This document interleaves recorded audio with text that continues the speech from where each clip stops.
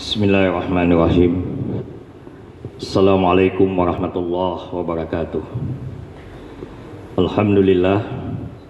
Alhamdulillahilladzi 'allama bil qalam 'allamal insana ma lam ya'lam. Allahumma shalli wa sallim wa barik ala Muhammad wa ala alihi wa ashabihi ajma'in, amma ba'd. Jamaah yang dimuliakan Allah, bulan suci Ramadan ini bulan yang istimewa, bulan yang luar biasa, disebut dengan Syaidus Syuhur, Syaidus Syuhur, penghulu segala bulan. Yang mengutamakan, yang menyebabkan dia utama itu paling tidak ada dua. Yang pertama, karena di bulan ini Allah memerintahkan wajib puasa, bulan lain tidak ada. Ini dalilnya Al-Baqarah ayat 183. Kita sudah sering dengar, ya ayyuhalladzina amanu kutiba alaikumusiyam kama kutiba alal ladzina min qablikum la'allakum tattaqun. Yang kedua, Ramadan ini menjadi istimewa karena pada bulan Ramadan ini Allah menurunkan Al-Quran, ya. Jadi pada bulan Ramadan ini Allah menurunkan Al-Quran untuk pertama kali. Dalilnya Al-Baqarah ayat 185, syahrul ramadhan alladzi unzila fihil Quran hudal linas wa bainatim minal huda wal furqan. Pada bulan Ramadan diturunkan Al-Quran yang fungsinya itu hudal linas wa bainatim minal huda wal furqan, sebagai petunjuk bagi manusia dan berisi penjelasan atas petunjuk itu, dan Al-Quran itu juga sebagai furqan, pembeda antara yang hak dan yang batil. Jemaah yang dimuliakan Allah, malam ini adalah malam 17 Ramadan, ya. Sebagian pendapat menyebutkan pada malam inilah turunnya Al-Quran. Ini suara saya bisa ditangkap Pak Jamal? Kalau saya ngomong terus nggak dengar nanti, bisa ya? Baik, jadi di Indonesia itu peringatan 17 Ramadan itu, ya, peringatan nuzul Quran pada 17 Ramadan, ya, walaupun ada ikhtilaf di sebagian ulama tentang turunnya pertama Al-Quran, tapi sepakat itu bulan Ramadan, ya. Nah jemaah yang dimuliakan oleh Allah, ketika Al-Quran ini pertama turun, itu Rasulullah, ya, sedang sendiri di dalam gua Hira, lalu muncul Jibril dan dalam wujud manusia, dan tentu Nabi tidak kenal. Yang menarik, Jibril tidak langsung menyampaikan wahyu, ya. Setelah menyuruh membaca, Nabi tidak bisa, lalu dipeluk Nabi Muhammad, dan pelukan itu 3 kali. Periode selanjutnya wahyu-wahyu turun itu tidak ada lagi pelukan-pelukan. Ada orang bertanya, kenapa harus dipeluk? Ya, memang Nabi tidak pernah menjelaskan. Musuh-musuh Islam memanfaatkan kisah ini untuk bercerita bahwa Nabi Muhammad itu dicekik oleh jin penjaga Gua Hira. Karena Nabi Muhammad sering sendiri di sana, lalu datanglah jin. Dia dicekik oleh jin. Dan kemudian dikisahkan bahwa Nabi Muhammad ketakutan, dia berlari, berteriak seperti orang kesurupan. Sampai di rumahnya, lalu dia minta diselimuti, dan kemudian dibawa ke seorang dukun, ya, namanya Warakah bin Naufal. Tentu ini fitnah yang berkembang, ya, apalagi di dunia maya sekarang ini bisa mempengaruhi anak-anak kita. Jemaah yang dimuliakan Allah, saya ingin menjelaskan secara rasional peristiwa ini, ya, pendekatan secara pemahaman keilmuan. Al-Quran ini wahyu Allah, dia bukan kalimat biasa, dia kalamullah, dan dia bukan ucapan biasa. Yang menyampaikan firman Allah ini makhluk langit namanya Jibril. Dia dicipta dari nur, cahaya. Yang akan menerima wahyu adalah manusia, seperti kita dicipta dari tanah. Jadi ada 2 dimensi yang akan berjumpa, dan perjumpaan ini nanti akan sangat sering karena wahyu turun selama 23 tahun. Kalaulah saya mengantar sebuah buku kepada Dr. Jamal atau yang lain, itu biasa karena itu tulisan manusia. Al-Quran ini sudah Allah ingatkan, lau anzalna hadzal qur'ana ala jabalin la ra'aitahu khashi'an mutasaddian min khasyatillah wa tilkal amsalu nadribuha linnasi la'allahum yatafakkarun. Sekiranya Al-Quran itu kami turunkan kepada gunung, kata Allah, lau anzalna hadzal qur'ana ala jabalin, apa yang terjadi?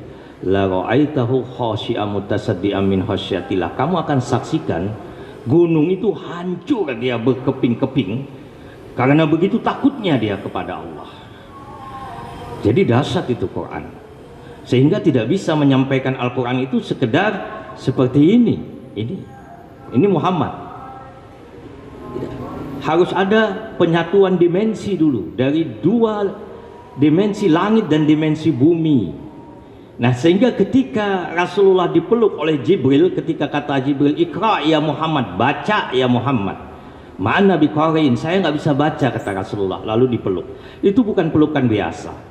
Kalau bahasa kita sekarang ada penyamaan frekuensi, ya, penyamaan frekuensi. Lalu dilepas Nabi Muhammad. Rasul dalam hadis menceritakan, aku merasa bahwa aku dipeluk dengan sangat erat dan sesak dadaku. Kemudian dilepas, Iqra ya Muhammad, ma'ana biqari'in, saya nggak bisa baca, kata Rasulullah. Dipeluk lagi sampai 3 kali. Dan 3 kali ini Rasulullah terus merasakan bahwa apa yang diperintahkan Jibril itu langsung masuk ke dalam jiwanya, dan Nabi mengucapkannya dan mengingatnya dengan mudah. Nah, peristiwa di Gua Hira ini adalah peristiwa awal mempersiapkan seluruh infrastruktur yang ada di tubuh manusia bernama Muhammad untuk siap menerima seluruh wahyu selama 23 tahun. Dan kita tahu bahwa wahyu ini diterima secara gaib, maka ada makhluk-makhluk jahat seperti jin, syaitan ingin juga masuk di dalam upaya merusak wahyu, tapi tidak bisa lagi karena Nabi Muhammad sudah diproteksi oleh Allah. Pelukan ini melindungi Nabi Muhammad dari semua anasir-anasir jahat, sehingga tidak mungkin iblis, jin memasukkan upaya-upaya untuk merusak nilai-nilai Quran. Inna nahnu nazzalna dzikra wa inna lahu lahafidun. Kami yang turunkan ini Quran, kata Allah, kami yang menjaganya. Jamaah yang dimuliakan oleh Allah, apa yang terjadi setelah pelukan ini?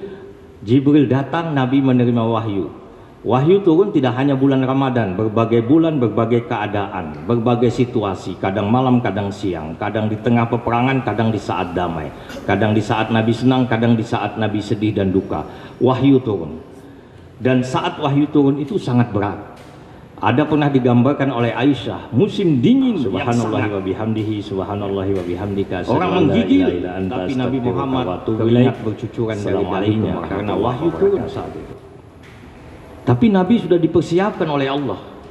Pernah Nabi itu naik unta, unta itu tiba-tiba terduduk dan perutnya menyentuh tanah, begitu beratnya wahyu. Jadi jamaah yang dimuliakan oleh Allah, pelukan Jibril ini bukan pelukan sembarang dan bukan pelukan biasa. Ini awal pembuka bahwa Nabi Muhammad betul-betul dipersiapkan untuk menerima wahyu. Dan alhamdulillah kita hari ini sebagai kaum muslimin memiliki Al-Quran sebagai mukjizat yang abadi. Mukjizat itu ada dua, mukjizat yang sifatnya temporal, dia hanya ada ketika nabinya ada. Nabi Musa membelah laut dengan tongkatnya, itu hanya ada ketika Nabi Musa hidup. Nabi Ibrahim tidak terbakar oleh api, itu peristiwa ketika beliau hidup. Tapi sekarang tidak ada lagi. Nah, satu-satunya mukjizat yang nabinya sudah tidak ada tapi dia tetap ada, itu hanyalah Al-Quran. Al-Quran ini mukjizat abadi. Jamaah yang dimuliakan oleh Allah, Al-Quran ini mukjizatnya bukan terletak pada lembaran fisiknya. Karena Al-Quran Allah turunkan bukan dalam bentuk lembaran fisik, tapi Allah turunkan Al-Quran itu dalam bentuk ucapan, dalam bentuk perkataan, dalam bentuk bunyi, dan itu yang didengar oleh Nabi. Iqra bismi rabbikal ladzi khalaq, khalaqal insana min 'alaq, Iqra wa rabbukal akram alladzi 'allama bil qalam, 'allamal insana ma lam ya'lam. Bayangkan 23 tahun Nabi Muhammad menerima wahyu tidak sekaligus, beragam dalam berbagai situasi, Wahyu itu ditempatkan berbeda-beda oleh Rasulullah sesuai dengan hidayah Allah. Taruh di sini, letakkan di sini, lanjutan dari ayat ini, tidak pernah beliau meralatnya. Betul-betul melekat di dalam jiwanya. Ini karena pelukan Jibril tadi, frekuensi yang sudah menyatu. Nah, jamaah yang dimuliakan oleh Allah, setelah wahyu itu ditulis, baru bernama mushaf namanya, seperti yang kita lihat. Karena itu para ulama mengatakan mukjizat Al-Quran itu pada kandungan isinya, pada makna yang ada di dalamnya. Di Swedia beberapa tahun yang lalu Al-Quran dibakar. Kita marah, tapi kita tidak bisa berbuat apa-apa. Seandainya seluruh Al-Quran di muka bumi dibakar, akankah hilang mukjizat Al-Quran? Tidak, karena letak Al-Quran itu pada hati manusia. Tidak mungkin membakar jiwa-jiwa para penghafal Quran. Begitu banyak sekarang ini the living Quran, Quran hidup, yang membuktikan bahwa Al-Quran ini terjaga dan terpelihara. Nah, jadi Al-Quran itu kekuatannya justru pada kandungan isinya. Karena itu kita harus tahu isinya.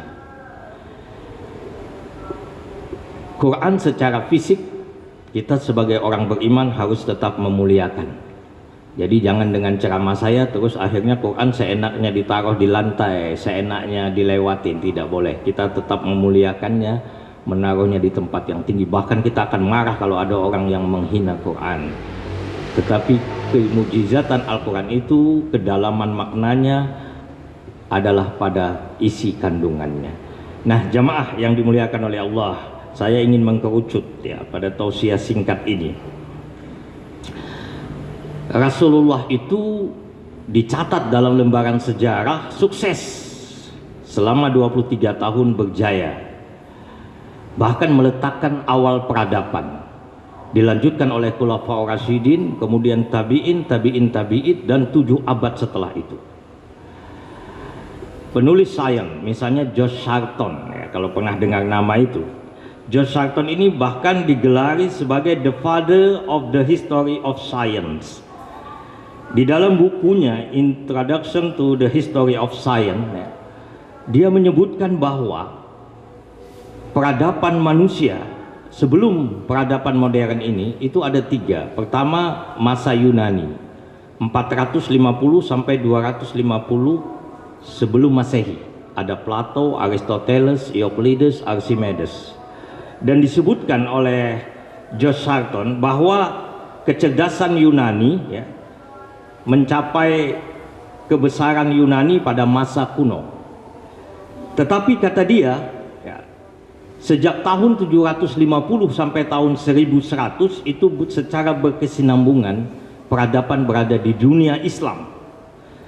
Abad pertengahan adalah abad kegelapan bagi Barat dengan penuh peperangan, namun merupakan abad kegemilangan dan penuh cahaya pengetahuan bagi Muslim di timur. Jadi George Sarton merinci 450 sampai 250 sebelum Masehi itu Yunani. 600 sampai 700 Masehi dia sebut Cina. Di situ ada ilmuwan Yixing Xiansang. 600 sampai 700 Cina. 750 sampai 1100 itu miliknya umat Islam. Dan setiap 50 tahun lahir ilmuwan Muslim tidak pernah terputus oleh dunia Barat. Sejak abad ke-13-14 baru nanti Barat muncul sebagai ilmuwan bergantian dengan kaum muslimin, baru di abad ke-15-16 sampai hari ini dunia Barat yang dominan dalam ilmu pengetahuan. Tapi George Sarton membuktikan ilmu pengetahuan tidak bim salah bim, tidak tiba-tiba hebat seperti hari ini. Dia berawal dari tahapan-tahapan awal yang ternyata peletak dasarnya kaum muslimin. Ya. Nah, menarik bahwa Nabi Muhammad itu lahir 570 Masehi dan beliau menjadi rasul di usia 40. Artinya tahun 610 itu Cina sedang gemilang dengan ilmu pengetahuan. Maka kita pernah membaca hadis utlubul ilmi walau bisin, tuntutlah ilmu walaupun sampai ke Cina. Hadis ini memang dhaif ya. Tetapi kalau ditelusuri dari aspek sejarah, hadis ini punya korelasi karena memang Cina waktu itu yang sedang hebat di dalam sains dan teknologi. Karena itu hadis ini dipahami oleh para ulama hadis sebagai hadis kontekstual. Hari ini kalau cari Cina nggak usah ke Cina, di Penayung juga banyak ya. Jadi kontekstual, di mana ilmu pengetahuan berkembang, kesanalah kita. Kalau seandainya waktu itu Aceh yang hebat, hadisnya pasti bunyinya tuntutlah ilmu walaupun sampai ke Aceh Darussalam. Tapi belum ada Aceh waktu itu. Nah, pertanyaan kita ini sebagai bagian penutup ceramah ini, apa yang menyebabkan Nabi Muhammad sukses lalu dilanjutkan 7 abad kemudian? Sepakat para ulama yang menginspirasi kebangkitan Rasulullah membangun peradaban dan meninggalkan jejak sejarah yang hebat itu karena spirit Al-Quran. Karena spirit Al-Quran. Di antaranya apa yang dikatakan oleh beberapa penulis ya, buku Sejarah Peradaban Islam oleh Ma'ruf Misbah dan kawan-kawan itu menyebutkan kebangkitan peradaban Islam itu karena bersumber langsung dari Al-Quran dan Sunnah yang mempunyai kekuatan luar biasa. Jadi ternyata Al-Quranlah yang melandasi kebangkitan peradaban. Kita hari ini mungkin tidak akan kenal handphone, ya, kenal roket, pesawat-pesawat yang hebat, kalau seandainya tidak ada Al-Khwarizmi. Al-Khwarizmi itu menulis kitab Al-Muhtasar fi Hisab Al-Jabar wal Muqabbalah. Dunia barat itu hanya mengenal angka Romawi. Coba Bapak Ibu bayangkan angka Romawi 16 kali 32 angka Romawi. Coba kalikan betapa susahnya. Dunia barat baru mengenal peradaban Islam setelah perang salib. Baru mereka tahu, oh ternyata ada angka Arab. Angka Arab ini kemudian dijadikan angka Latin. Sayangnya sekolah-sekolah kita, apakah itu TK, apakah itu playgroup, guru-guru tidak pernah menjelaskan kepada anak-anak yang mengenal pertama angka ini untuk memberitahu bahwa ini warisan Islam. Al-Khwarizmi yang memperkenalkan angka 1 sampai 9. Bahkan dia yang lalu memperkenalkan angka 0 sehingga kita mengenal angka 10. Al-Khwarizmi yang menyusun tabel logaritma yang sangat sederhana pada awalnya. Jadi di dunia Islam itu ilmu pengetahuan sudah menjadi landasan kebangkitan hari ini. Roket, pesawat itu adalah aplikasi dari matematika, dan matematika itu peletak dasar sainsnya adalah Al-Khwarizmi. Kita terlalu terpesona dengan Newton, padahal kita punya Al-Hasan. Al-Hasan itu adalah orang yang membantah pendapat bahwa melihat karena mata mengeluarkan cahaya. Pandangan ini sangat lama diyakini oleh sains barat waktu itu. Kita melihat karena mata mengeluarkan cahaya. Al-Khwarizmi, Ibnu Al-Haytham atau Al-Hasan datang mengatakan, kalau kita melihat karena mata mengeluarkan cahaya, harusnya di tempat gelap kita bisa melihat. Tapi di tempat gelap kita tidak bisa melihat. Inilah teori yang kemudian dia katakan kita melihat karena ada cahaya. Cahaya terpantul ke mata kita. Dan ini kemudian oleh Snellius melahirkan teori refraksi, teori refleksi. Dan itu yang dipakai untuk mencari kapal selam, di mana posisinya dia tenggelam. Untuk mencari kapal-kapal tenggelam. Bahkan orang-orang perminyakan mencari di mana minyak bumi dengan teknologi seismik namanya, itu menggunakan teori Snellius yang bernama refraksi dan refleksi. Tapi siapa yang meletakkan dasarnya? Al-Haytham atau Al-Hasan. Jadi Nabi Muhammad dan umat Islam bangkit karena spirit Quran. Apa yang dilakukan Nabi terhadap Al-Quran? Pertama, Nabi membaca Al-Quran sama seperti kita sekarang. Yang kedua, Nabi itu didatangi Jibril setiap bulan. Setiap bulan Ramadan. Untuk apa? Jibril bertadarus dengan Nabi. Nabi Muhammad itu adalah manusia paling sempurna dalam bacaan dan ucapan Quran. Beliau datang ke tengah-tengah sahabat, lalu beliau minta dibacakan Quran. Disitulah beliau memperbaiki bacaan sahabat, namanya tahsin. Jadi kita tidak boleh berhenti hanya membaca Quran. Nabi tidak berhenti membaca, melanjutkan dengan memperbaiki bacaan. Yang ketiga, Nabi itu dan sahabat tahfiz Quran, menghafal Al-Quran. Kita juga harus menghafal Quran. Saya tidak bisa 30 juz Ustadz, usia sudah tua. Kata para ulama, siapa yang hidupnya selalu berupaya menghafal Al-Quran, dia akan dicatat sebagai penghafal Quran.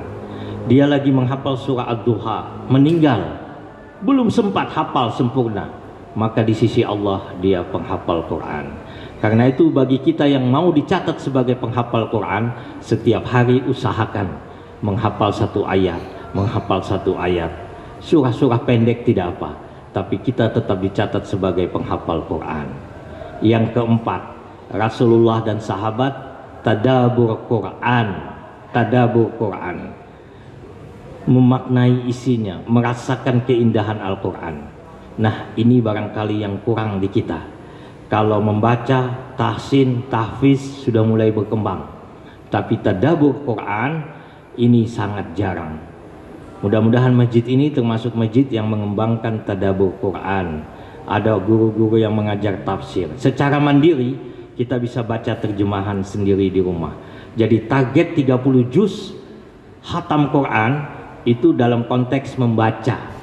Tetapi mari setelah itu kita lanjutkan lagi di luar Ramadan juga, target menghatamkan isi Al-Quran ini apa. Nah, yang kelima, Nabi Muhammad mengimplementasikan Al-Quran, membumikan Al-Quran. Baru bisa kita mewujudkan Al-Quran kalau kita tahu isi Quran. Jadi tadabur dan implementasi Al-Quran dua hal yang tidak bisa terpisah. Mudah-mudahan yang saya sampaikan ini ada manfaatnya untuk menambah keyakinan kita akan kebesaran dan kedahsyatan Al-Quran sebagai mukjizat yang agung.